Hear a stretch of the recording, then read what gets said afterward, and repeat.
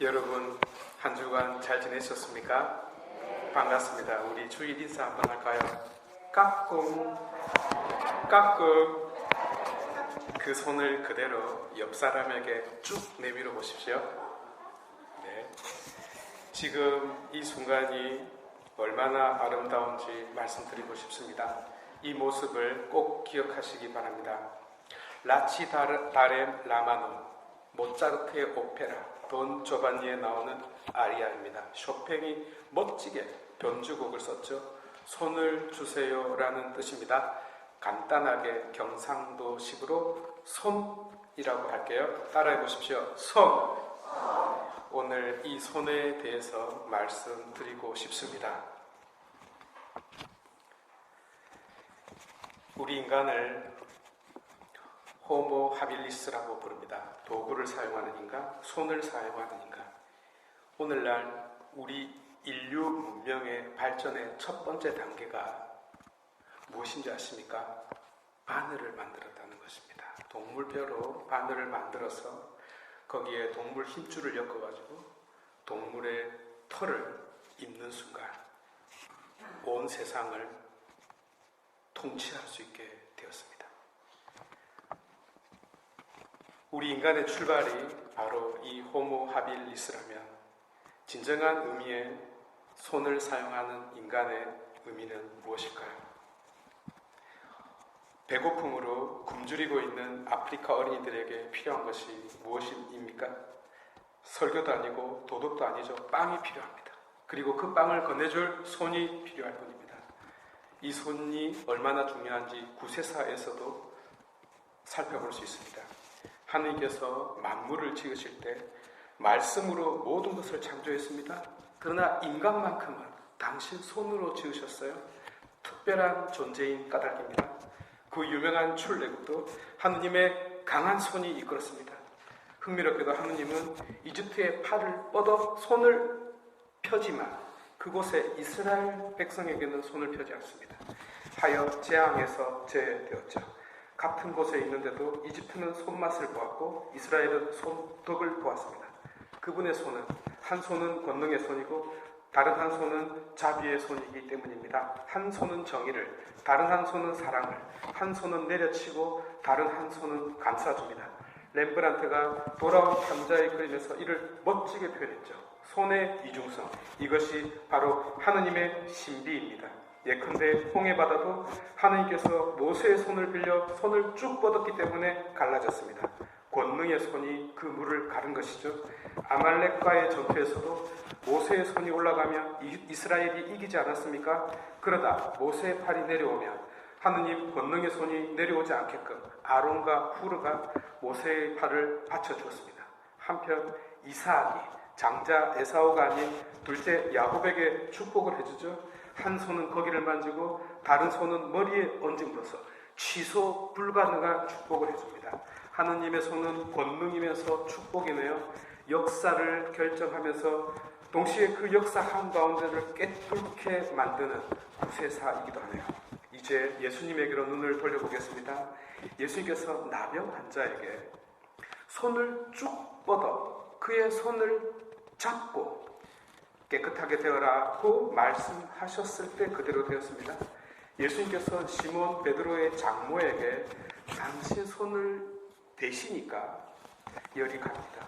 부활하신 예수님께서 토마스에게 한 말씀도 네 손가락을 가지고 오시오, 그리고 네 손을 가지고 오시오라는 두 가지 명이었습니다. 탕자가 돌아왔을 때 아버지는 아들의 목을 껴안고 손으로 어루만져 주었습니다. 돌 무화과 나무 위에 올라갔던 자케오에게 예수님께서 자케오야 어서 내려오너라 이렇게 말만 했을까요?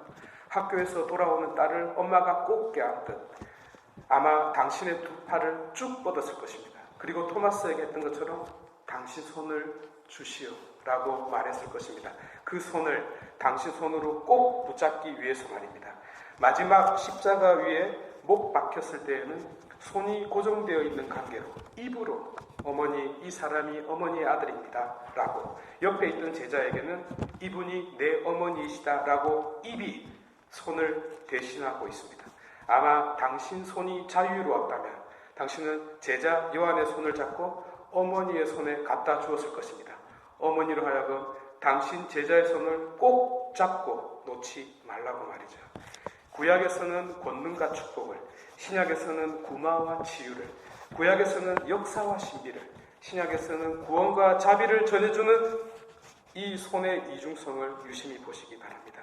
모차르트의 돈 조반니의 그 손이 생각나네요.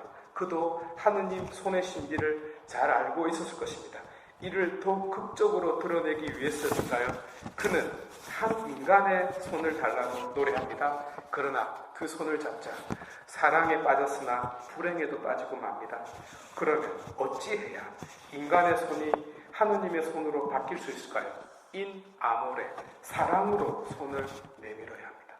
여인의 향기에서 장님으로 나왔던 알파치노가 아리따운 여인에게 손을 내밀어 그녀와 춤을 춘 그 탱고, 이 탱고라는 말이 손을 잡는다는 뜻이지 않습니까? 그 손을 잡고 춤을 추자 사람들은 행복했고 그의 인생도 바뀝니다. 핵심은 손을 잡아야 한다는 것입니다. 그러나 사랑으로 손을 내밀고 붙잡아야 되겠네요. 오늘 복음도 자기 집 대문 앞에서 그토록 손을 내밀었는데 단 한 번도 잡아주지 않는 어떤 부자에 관한 이야기입니다. 랍비 전통에 의하면 에우티무스라고 불리는 이 부자였습니다. 그도 죽고 가난한 라자로도 죽었어요. 그런데 부자였던 이가 눈을 들어보니 아브라함 곁에 라자로가 있는 것이 아니겠습니까? 그는 너무 고통스러워 아브라함에게 애원합니다. 라자로를 보내서 그 손가락 끝에 물을 찍어서 자기 혀를 식히게 해달라고 말이죠. 다른 것은 필요가 없습니다. 그런데 라자로는 자기가 한 번도 손을 내민 적이 없었던 사람이 아니었습니까?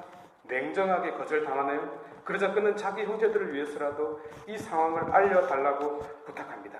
아브라함은 모세와 예언자들이 있으니 충분하다고 답하죠. 무슨 말입니까? 말씀이 이 손을 대신하고 있다는 뜻입니다.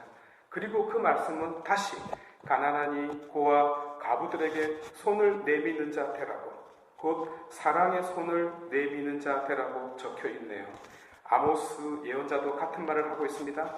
로마 귀족같이 상아 침상 위에 자리 잡고 안락 의자에 비스듬히 누워 어린 양과 송아지 고기를 먹고 노래를 부르는 자들에게, 곧 부자라서가 아니라 가난한 이를 외면하는 이스라엘에게 복음의 말로와 똑같은 꼴을 당하게 되리라는 예언입니다. 이 독서도 다르지 않아요? 바오로가 디모테오에게 여러 가지 충고를 합니다만 결국 마지막에는 흠없고 나무랄 데 없이 계명을 지키는 이가 되라고 말하고 있습니다. 그런 자가 누구입니까? 바로 자선을 베푸는 자입니다. 율법이 명시하고 있듯 자선은 자기의 죄를 없애는 최고의 제사이자 자신을 속량하는 최선의 보화입니다. 그렇게 하려면 역시 그에게 손을 내미는 자 되어야 하겠네요. 그러면 그의 양손은, 한 손은 내 손을 잡고 다른 손은 신의 손을 붙잡게 되겠네요. 여러분, 라치다렌 라마노, 손을 주세요 라고 말해보십시오. 경상도식으로 손이라고 말해보십시오. 그리고 그리스도처럼 먼저 손을 내밀어 보십시오. 절망 속에 있는 이에게 손을 내밀고 슬퍼하는 이에게 샤리댄스의 손을 내밀어 보십시오. 그리고 그 손을 꼭 잡아주십시오.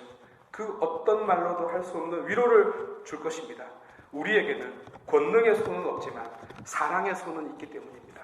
그 사랑의 손은 사랑하라, 그리고 네 마음대로 하라라는 성 어거스틴의 말대로 우리를 이끌어 너와 함께, 그와 함께 춤추게 할 것입니다. 우리 모두를 자유의 소나기에 흠뻑 젖게 할 것입니다. 그러니 집으로 돌아가시는 길에 서로에게 손이라고 말해보시기 바랍니다. 모두 일어나셔서